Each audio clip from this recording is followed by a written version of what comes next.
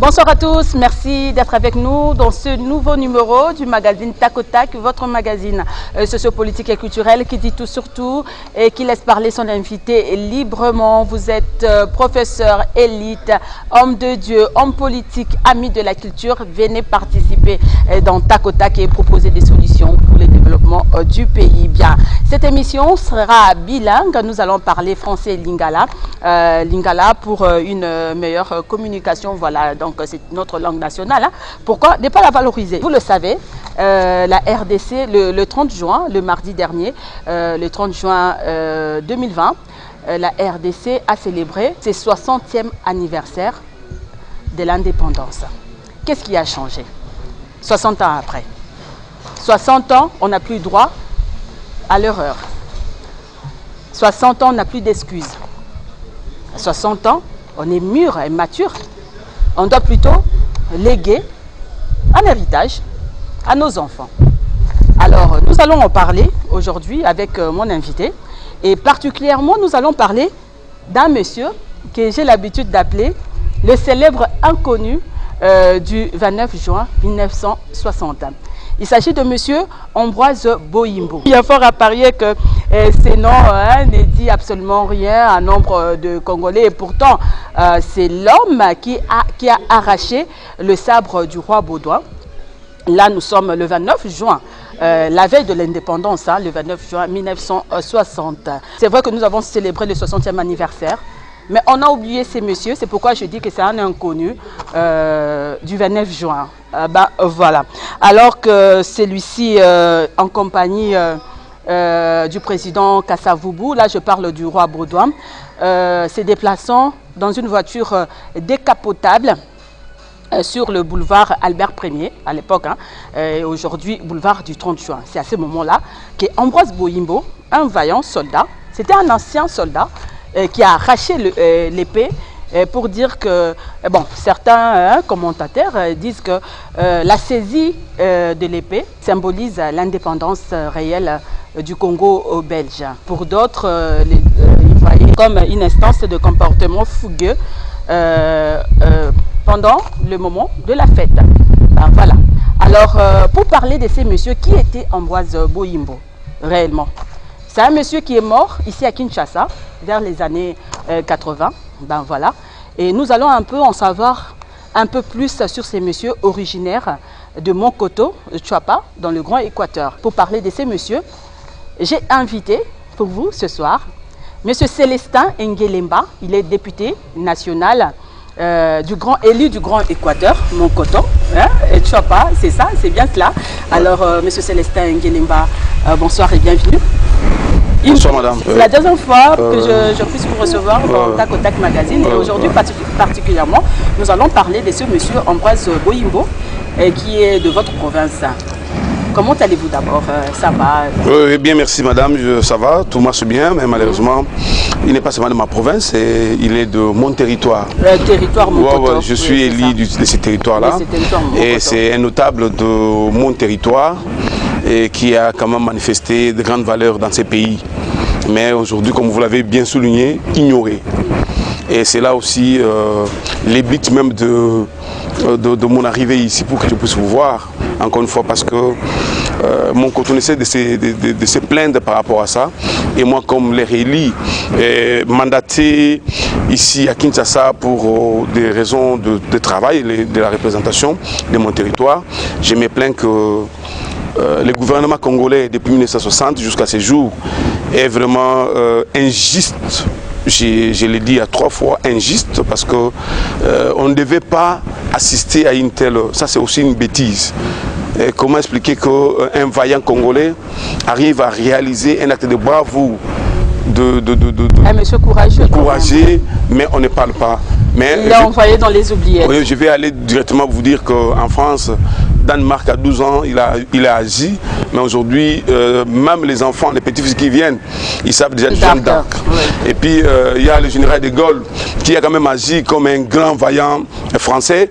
Il y a les aéroports, il y a beaucoup des endroits où on ne cesse de matérialiser au nom du général de Gaulle. Et au moins connaissent leur histoire. Oui, leur histoire. Et puis, mais chez nous, là, je ne sais pas, 60 ans... Nous, on a perdu notre culture, notre histoire, 60 ans, on n'en parle après même pas. Même dans nos écoles, on ne parle même pas de ces messieurs parce que c'était la veille de l'indépendance. Je vais être un peu clair par rapport à ça parce que vous savez, c'est ce monsieur-là. Même ici, on a vu, hier, on a vu le président Joseph Kabila en train de passer avec sa cortège. Et aujourd'hui, nous avons le président Tshisekedi Tshilombo avec sa cortège. Comment tu peux te permettre, même dans une limousine, dans une voiture décapotée, arriver à prendre son épée? Même quand Mobutu qui avait l'habitude de rouler avec des voitures décapotées, et comment tu peux traverser les DSP pour que tu puisses aller prendre le bâton de Mobutu? Comment tu pouvais le faire? Comment tu peux aller prendre le bâton tenu par Kabila? Comment tu peux prendre le bâton tenu par Félix Antoine Tshisekedi comme président de la République? Non, mais ça, c'est pas facile. Mais parce que Boyimbo, de son vivant, quand on lui posait un peu de questions, il disait ceci. Même s'il y a eu des négociations et des négociations pour l'indépendance, par moment, les Congolais, comme Boyimbo et son groupe, ils pensaient que les Belges n'avaient pas le courage et la volonté de donner l'indépendance à la population congolaise. Et c'est comme ça qu'ils disaient, est-ce que ce n'est pas une façon de nous mentir? Est-ce qu'ils vont donner réellement? Et ce jour-là, le 29, il a décidé, dans cette confusion, il a décidé d'aller ravir l'épée du roi. Et ce n'est pas quelque chose de négligeable. Et puis vous savez, quand il a pris, il n'a pas pris seulement, et puis il est parti. Il a parlé à 3 fois. Vive l'indépendance, vive 3 fois, vive l'indépendance. Là, c'était le 29 juin. Le 29, tout en levant l'épée du roi, devant comme ça, vive l'indépendance, vive les 3 fois. Donc arracher l'épée du roi, là, symbolisait déjà l'indépendance réelle. Oui, réelle, c'est ça l'indépendance réelle. Et même pour les Belges, ils savent que non, c'est ça l'indépendance réelle. Et parce que l'épée symbolise le pouvoir. Le pouvoir, l'épée c'est le pouvoir. Moi, je suis de la chefferie. Et puis, je vous dis, mes parents qui sont au village, il y a le grand-père qui est là, il est avec un bâton. Avec un bâton. Et ces bâtons-là, personne ne peut toucher. Tous les villages ne peuvent pas toucher. Celui qui touche ces bâtons doit être de la famille, de la chefferie, de la famille royale. Si tu n'es pas de la famille, tu ne peux pas toucher. Mais Boyimbo a pris, il a risqué et il a déclaré vive l'indépendance, vive l'indépendance. Vous allez le voir même dans les photos, il n'a pas pris et puis il a fait baisser ça, il a fait ça comme ça. C'est-à-dire, il a soulevé pour montrer que le Congo est indépendant. Et dans l'intérieur du roi, il savait déjà que non, en tout cas notre mission est finie. Et c'est comme ça, il devait le 30, vouloir ou pas, donner l'indépendance à la République démocratique du Congo. Mais hélas, là je parle comme le lit de Monkoto. Depuis 60 jusqu'à ce jour, le gouvernement congolais n'a jamais pensé à cette personne en base Boyimbo, à cet acte de bravoure. Mais quel découragement. Mais nous avons quand même suivi un film documentaire sur France 24. Il y a des Français qui sont allés à la recherche de ce monsieur, jusqu'à l'Équateur. Non, ce ne sont pas les Français, madame. Je vais vous expliquer. C'est en 2011-2012. Oui. Ce sont la famille royale. La famille royale? Oui, la famille royale de la Belgique, qui sont venus ici et ils sont arrivés à Monkoto et ils ont logé ma résidence. Ils ont logé chez moi pendant 4 jours avec un avion qui était au sol pendant 4 jours dans notre aérodrome de Monkoto. Et là, ils devaient savoir les origines de cette personne-là. Parce que quelque part, pour les Belges... Il a quand même marqué. Pour les Belges, il avait marqué son histoire. Il a marqué l'histoire et c'est pas facile. Et pour la famille royale, disent, si on n'avait pas récupéré cette épée-là, c'était une décadence du royaume de Belge. Non, ça dit, Monkoto, par Boyimbo, a pris le pouvoir belge. Et sans quoi nous l'avons jusqu'aujourd'hui. Nous l'avons jusqu'à aujourd'hui parce que quelque part, Monkoto, c'est une valeur. On n'en parle pas malheureusement chez nous. Non. Nous avons des chercheurs ici, des historiens qui ne sont jamais allés à la recherche de ces messieurs, parler de lui ou bien faire des films documentaires de ces messieurs. Il était quand même très important. Il faut quand même nos enfants, nos frères, bon, je ne sais pas. C'est comme ça que je dis... doivent quand même connaître l'histoire de notre pays. J'ai fait un plaidoyer. Donc avant l'indépendance, il y a eu un monsieur quand même qui a arraché. C'était le 29, la veille même de l'indépendance. C'est vraiment très important. C'est un acte de bravoure que moi, aujourd'hui, comme élu de Monkoto, je suis en train de demander, de supplier même. Ce n'était pas un politicien, hein, c'était un partisan, un ancien soldat, un monsieur qui voulait la liberté. Ouais. Il trouvait qu'il était un ancien militaire, il avait déposé déjà, mais il trouvait que la population congolaise n'avait pas la liberté et il n'était pas content. Il soutenait toutes les démarches qui avaient train pour l'indépendance de ces pays. Et c'est comme ça qu'il a fait. Mais ces gens de messieurs courageux là, actuellement, on n'en a plus. Oui, mais moi, c'est comme ça que j'ai dit. Parce que tout le monde fait la politique, hein. Je ne coupe pas la parole, tout le monde fait la politique, vous êtes politicien. On apprend à devenir politicien. Mais on n'apprend pas à être courageux. Non, on n'apprend pas à être courageux. Ouais. C'est comme ça que j'ai dit. C'est ce qu'on veut, le courage, ce courage-là. Oui, c'est notre gouvernement. C'est ce qui a dépassé un peu le monde, même le royaume. Oui, mais notre gouvernement ne voit pas ça. Pourquoi? Et c'est comme ça que j'ai commencé à faire mes démarches pour voir le chef du gouvernement, le président de la République et d'autres ministres et responsables, et aussi l'ambassadeur de la Belgique, pour que nous puissions un peu cerner cette histoire. Qu'est-ce qu'il faut? Parce que cette personne mérite avoir une valeur et que nos générations doivent connaître l'acte de bravoure posé par Ambroise Boyimbo. Même pas, vous savez, aujourd'hui, il n'y a même pas une reconnaissance au niveau des écoles. Personne ne connaît Boyimbo. C'est pourquoi je l'ai appelé le célèbre inconnu du 29 juin. Et puis c'est lui d'ailleurs qui devrait être parmi les héros. C'est un nom qui dit absolument rien. C'est parmi les héros de l'indépendance. C'est ce monsieur-là. Et Monkoto, je vous dis, c'est un territoire qui a combattu, qui a contribué pour l'indépendance de ces pays. Mais pendant les discours du chef de l'État, nous avons suivi, il n'a même pas pensé ça c'est vrai, c'est comme ça que je dis. Je me plains par rapport à ça. Par moment, c'est question d'information. C'est comme ça, je suis en train de voir comment les rencontrer pour voir un peu cet acte de bravoure. On doit quand même connaître tout ce qui s'est passé avant l'indépendance. C'est vrai que le 30 juin, c'est le 30 juin que nous avons eu notre indépendance. Mais je suis confiant, madame, je suis confiant du chef de l'État parce que hier, dans son discours, il a quand même reconnu comme un président de la République, il a quand même reconnu la contribution de son Excellence, le président M. Kasavubu. Joseph Kasavubu, il a été élevé au rang de héros national. Par rapport à ça. Donc, mais ce qui fait polémique aussi parce que sa fille n'est pas d'accord. Oui, même si sa fille n'est pas d'accord, c'est vrai, mais Joseph Kasavubu n'était pas seulement le père de cette fille-là. M. Kasavubu, c'est le chef de l'État. Il a dirigé la République démocratique du Congo. Il était mon père, il était mon chef. Il n'était pas. Lui, c'est sa fille biologique. Mais moi, je suis son fils. Un homme d'État. Un homme d'État. Je suis aussi son fils politique. Donc, quelque part, Kasavubu, moi, je soutiens le président de la République. Vouloir ou pas, je le soutiens par rapport à ça parce qu'il a quand même reconnu les valeurs. Vous savez, même quand je vois, par exemple, Etienne Tshisekedi, c'est quelqu'un aussi qui a combattu pour les valeurs de ce pays. Mon mentor aussi, Laurent Désiré Kabila. Parce que quand, je me souviens toujours quand il dit ne jamais trahir ce pays. Mais Mobutu, pourquoi on n'en parle pas aussi? Non, mais je vais arriver. Non, même si j'ai sauté, mais Mobutu aussi, c'est aussi un héros de ces pays parce que Mobutu a fait beaucoup de choses.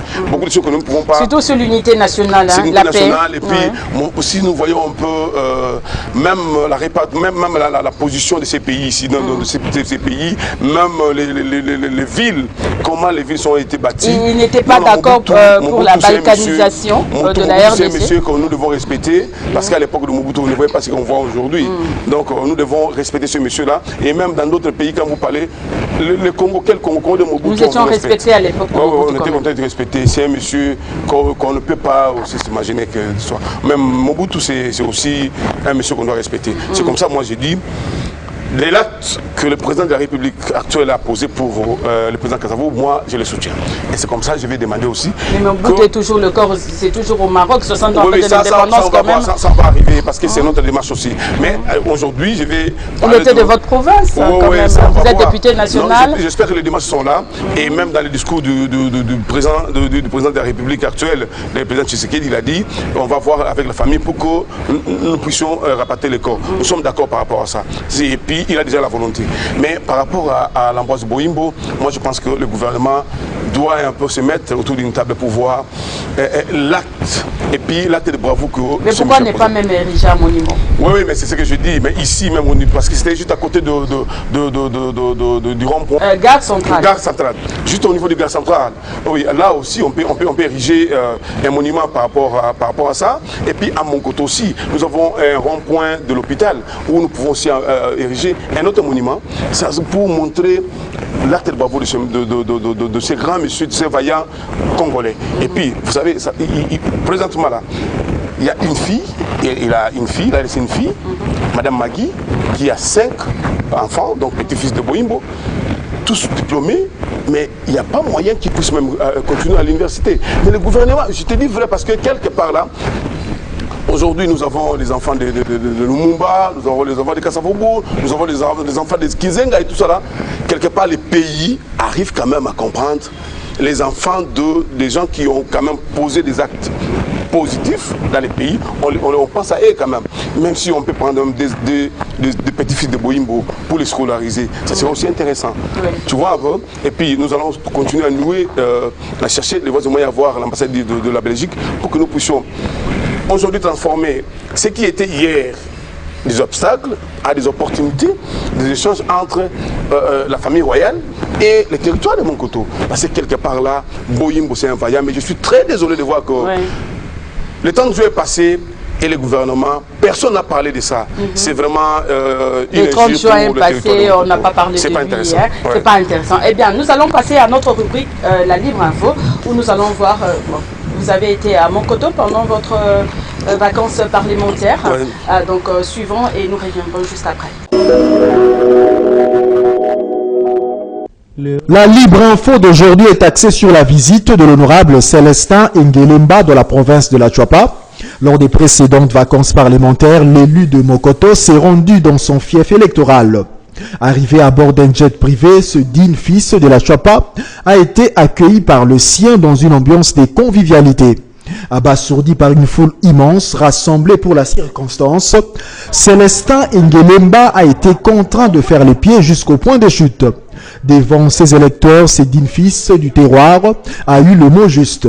Il est question de travailler d'arrache-pied pour le développement de la province. Comme étant élu du territoire de Monkoto, Célestin Ngelemba n'a pas manqué de rendre compte de la mission qui lui a été confiée par ses électeurs. Ceci étant fait, Célestin Ngelemba n'avait pas non plus manqué durant son séjour à Monkoto de communier avec le chrétien de la place. Ce député national avait assisté avec faste à un culte dans une paroisse de la place. C'est par cette note que prend fin la Libre Info d'aujourd'hui. Nicole Pochot, à vous l'antenne. Bien, voilà, honorable, nous venons là de suivre votre vacances parlementaire à Monkoto. Oui, Monkotoville. Alors, dites-nous un peu, vous étiez là, qu'est-ce qui a changé à Monkoto? Oui, merci madame. Jusque-là, il n'y a rien à changer. Parce que vous savez, je suis en train de... 60 ans après. 60 ans après, et je continue à regretter que depuis qu'on a commencé, on a été élu le 30 décembre 2018, c'est ça non, 2018. Nous venons de totaliser presque une année et demie, mais il y a toujours des querelles et des querelles. Ça prouve que les choses ne marchent pas bien. Ça, je dois te dire. Et quand les choses ne marchent pas bien, c'est difficile aussi que nous puissions avoir des bons changements sur les terrains. Monkoto, c'est un territoire parmi les 6 de la Chuapa, très enclavé que jamais. Il y a un enclavement que tu peux t'imaginer, il n'y a pas de routes, il n'y a pas de ponts, il n'y a pas d'école. Il n'y a pas d'électricité. Il n'y a pas d'électricité. Moi, j'ai été... Il y a des projets de projet de 2000 écoles, mon coteau. Je crois que ce sont des fourchettes. On a commencé des écoles, mais ça votre province, là, le Grand Équateur, là, c'est depuis l'époque de Mobutu, hein? L'Équateur zéro n'est pas bien lingala parce que j'avais déjà signalé que cette émission sera bilingue. Parce qu'on est en train de parler de l'Équateur, de Mokoto. Langue la lingala. Donc voilà. Hein? Depuis l'époque de Mobutu. L'Équateur zéro. Il n'y a rien, il n'y a pas d'électricité, il n'y a pas de route, il n'y a rien. Là, je ne dis pas le contraire. Même les habitants. Et c'est ce que nous regrettons. De l'autre côté, pauvreté, pauvreté, mais est-ce qu'on peut être indépendant dans la pauvreté? Lorsqu'on est pauvre. On ne peut pas être indépendant dans la pauvreté. Mais c'est comme ça, nous sommes là pour chercher les voies et moyens à changer un peu les choses. Ceux qui sont en Boulati, ça ne va pas. Mais vous êtes élu de Mokoto. Oui. Mais le projet de loi qu'on a, ce qui va. Non, mission. C'est votre mission, aller comment proposer des lois là-bas, non? Oui. Alors, Minakou est juriste, Aza magistrat. Il y a Sali Makamouni, il y a proposition de loi, il y a secteur. Ce que Bino. Bino, pour ça, la proposition de loi, il y a proposition de loi, il y a député national. On a déposé la loi à animation. Animation à RDC. Mais votre loi, la proposition va examiner en gros. La proposition est belle, mais. Non, oui, on est allé. La Minakou Kakamuteza au top. Oui, non, mais on est allé. La démarche ils allaient réserver un bureau, mais il y a quand même pour discuter parce que c'est tellement qu'il y a une animation, on a RDC et ça n'a pas passé. Jusqu'à on enterre un peu en désordre, nous devons arranger. Mais quelque part là, dans notre mission aussi ici, nous avons vu des ministres et puis même dans le budget d'Abisso, nous avons demandé que on a pas balabala. Le ministre du développement rural, tout ça échanger pour que balabala soit bien entretenu, tout soit pas pont. Et puis pourquoi pas relance agricole parce que Bissot tout ça l'agriculture. Pour l'agriculture il y a province n'a la potentialité agricole, donc quand même ça. Ce n'est pas le député qui amène, le député ne fait que demander au gouvernement pour que le gouvernement agisse. C'est ce que nous faisons. Mais si le gouvernement n'agit pas, vous faites quoi? Non, mais c'est que d'abord nous commençons par les interpellations, comme nous le faisons. Nous interpellons le ministre pour que le parc Ezali, parc Ezali dans mon côté, parc parc Nyoso. Donc, courant exalité, nous devons quand même avoir beaucoup de bénéfices. Mais ceux qui va bénéficier des athées, oui, et bon, les apports ceux qui peuvent bénéficier des athées, nous là, nous sommes là pour toujours caresser le ministre, nous sommes là pour demander pour que les changements soient. Donc, tout ça là qui est déjà un projet, tout PC le gouvernement, nous attendons que le gouvernement puisse venir. Mais ils attendent les députés vont faire. Députés, dans un salaire, dans un bon, parce que vous faites le marketing quand même pendant votre campagne, marketing politique, si je puis dire ça, je peux appeler ça comme ça. Oui. Donc vous promettre la population, la bino courant, la bino bapon, c'est ça que vous dites à la population. Et la population attend on a mouton, on a ya lobby que député on a une APC voix naé, akoya ko ça la rapport, akoya ko bonzelanga ko longolanga sanité, akoya ko ça la police. Oui, mais non, mais la communication ne passe pas bien parce que vous faites tout, vous êtes là prêt à tout pour que non, mais c'est vrai. C'est que vous rendez un peu un mauvais service à la population. C'est vrai que mais moi, je n'ai pas donné beaucoup de promesses à la communauté. J'ai dit, Boyebinga, Bopesanga pouvoir, notre année, nous plaidoyer pour que le gouvernement vienne et travailler. Parce que toi, on a dit que depuis l'époque de Mobutu, nous avons quand même des grands responsables de l'Équateur. Ce n'est pas exact tribalisme, quand même. Même dans West Afrique, nous avons toujours Mikonzi, toujours dans les villages, mais chez nous ici, on ne sait pas aller dans nos villages parce qu'il n'y a rien. Et donc, comment on va construire, même vos enfants. C'est pourquoi je dis un héritage. 60 ans après, qu'est-ce que vous allez léguer? À Mokoto, à l'Équateur, c'est depuis même. Moi, j'ai quand même sillonné aussi, quelques provinces. Mais votre province, c'est ça vraiment Équateur zéro. Donc, il n'y a rien. Même l'aéroport, mais tout ça, même l'Assemblée nationale, il y a plusieurs députés de l'Équateur. Non, mais madame, là tu as raison, moi je te donne raison parce que il y avait quand même l'argent. Non, ne dis pas ça. Mais Nathan Wakala, il y avait beaucoup d'argent, il y avait beaucoup de moyens, mais c'est vrai qu'après l'indépendance, rien n'a évolué. Et il y a un peu ce que tu as regretté. Il faut ça avec nos salaires, avec la situation qui se passe. Il y a eu quand même plusieurs gouverneurs là-bas aussi, non? Il y a eu Diallo, il y a eu Bayende, il y a eu ça c'est à l'Équateur, le Grand Équateur. Oui. C'est une nouvelle province forestière. Nous sommes en train de se chercher pour que volonté est allée, mais il n'y a pas de moyens. Tous les moyens, par exemple, tu as appliqué budget. Qui bako bakisa mbongo pona moto nyonso bato nyonso bamoni kaka non ezandi ba député bazo luka mbongo na bango po basa mais lelo na tongo lelo on m'a demandé combien d'argent pour Nakukunda Batou, Nana Kinshasa, Nana Mboka. Mais vous voyez que ça pose problème. Notre population. Il faut d'abord voter budget, parce que ça c'est la pauvreté. Pour ceux qui population va se retrouver, dans Mbongo, va déranger du nôtre. Il faut pas bâtir la policiers, les militaires, les professeurs.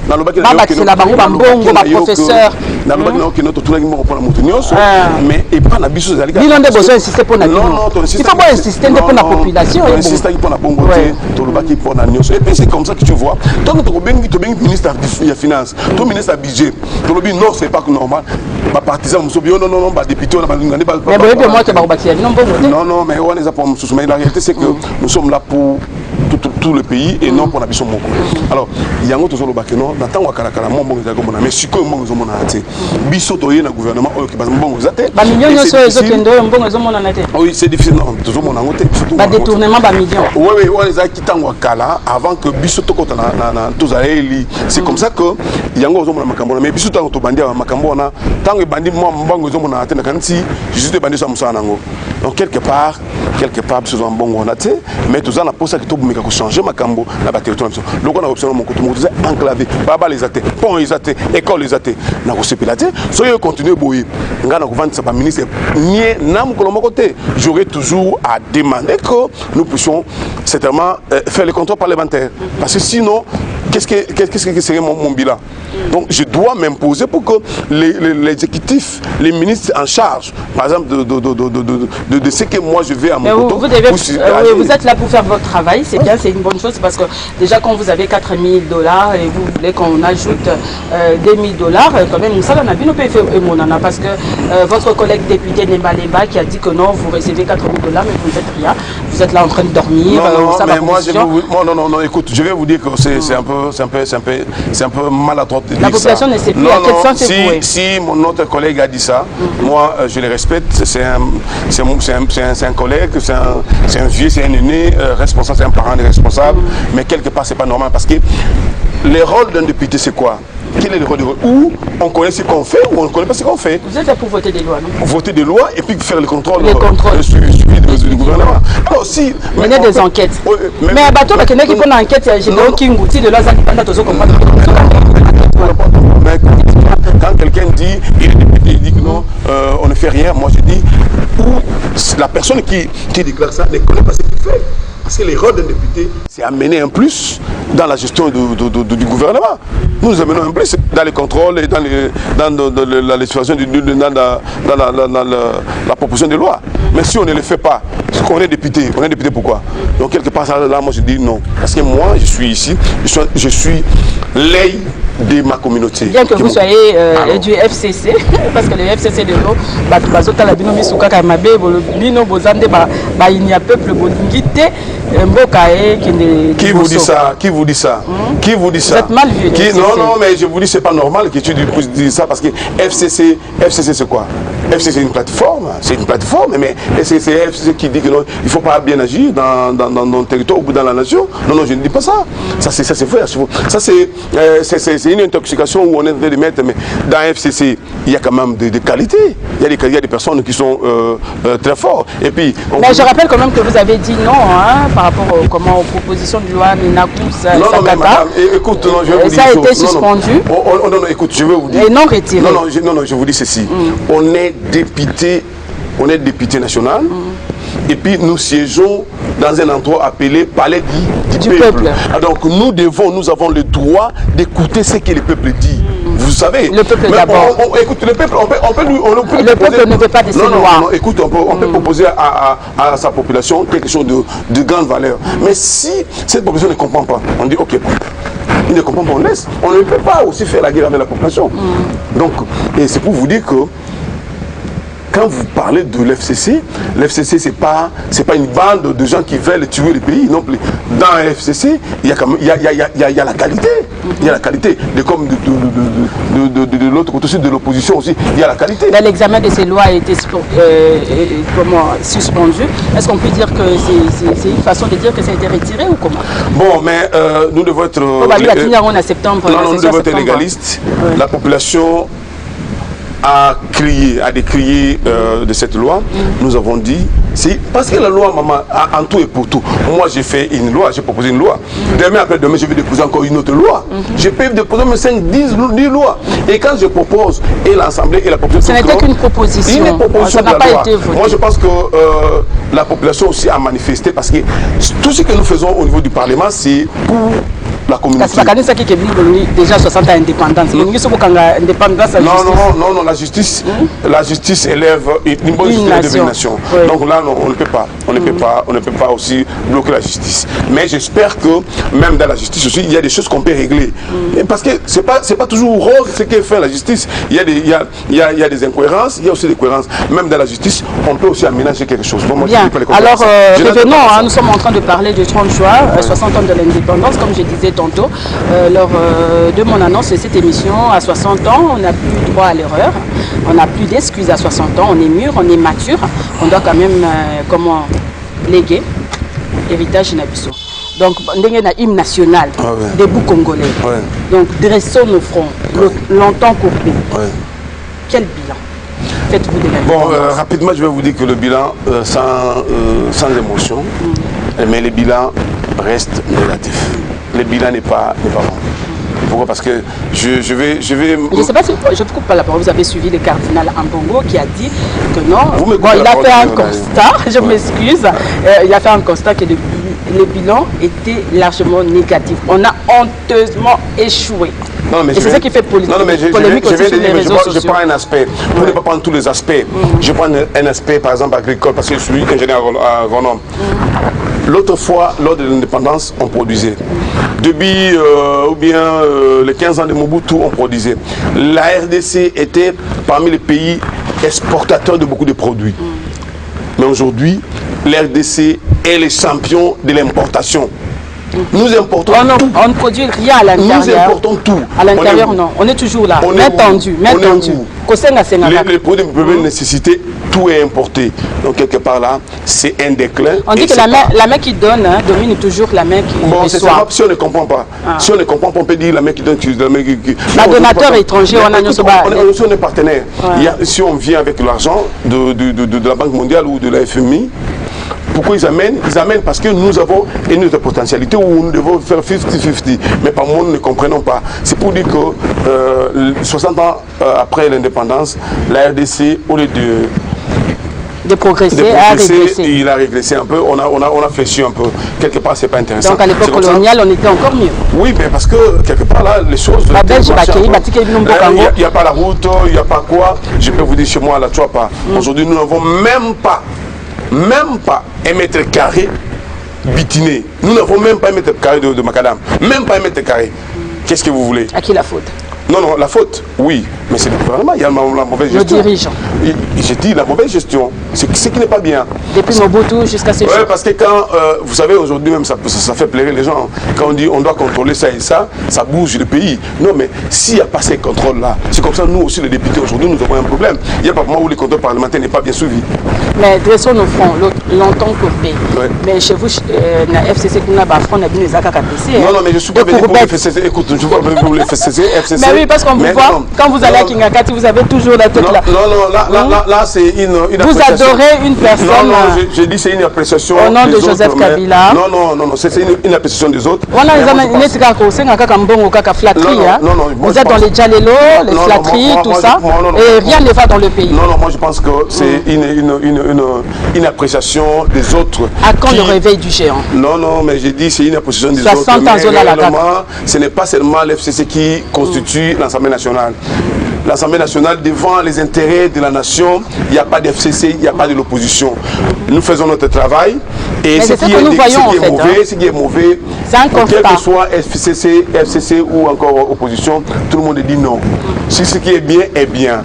Mais j'ai dit, nous sommes là, nous sommes là pas pour les intérêts des FCC, nous sommes là pour l'intérêt de la République démocratique du Congo. Donc ce qui est bien, nous devons soutenir. Quelle proposition faites-vous alors pour le développement du pays? Mais c'est la conscience d'abord. Nous devons être.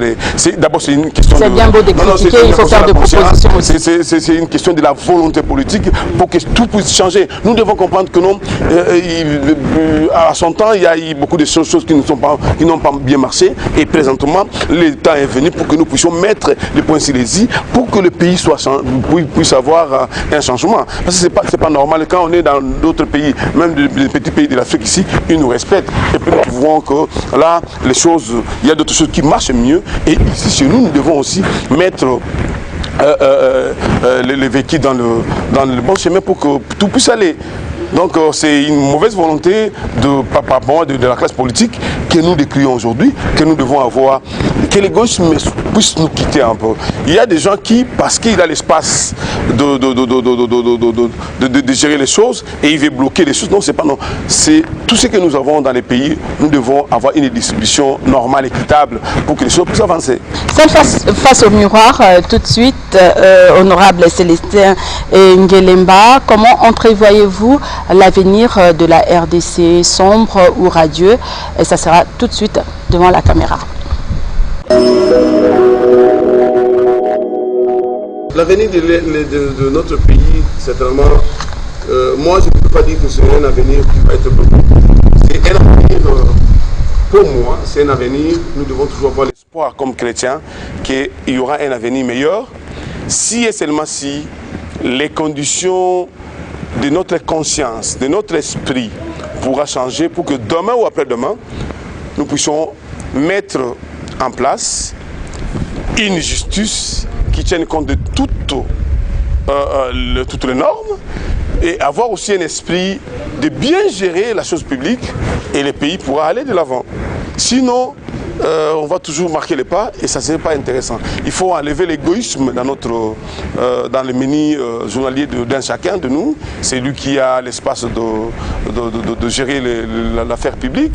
Si il y a le tribalisme, il y a le népotisme, s'il y a la mauvaise gestion dans soi, donc les choses ne pourront pas évoluer et le pays va toujours marquer les pas et ce sont les autres qui vont en bénéficier et nous serons comme des marchepieds et ce n'est pas intéressant. Cette émission est terminée et je rappelle que j'avais reçu pour vous ce soir M. Célestin Ngelemba, député national élu de Mokoto. En tout cas, merci d'être venu. Bien, merci madame. Merci à vous de l'avoir suivi. Merci à l'équipe technique, à Cédric Ouassiama, à Rabi et à tout le monde, à tous mes partenaires. Et puis à Papi Bomassi, c'est lui qui nous a donné ces beaux cadres, la piscine. Ben voilà, merci et à très bientôt.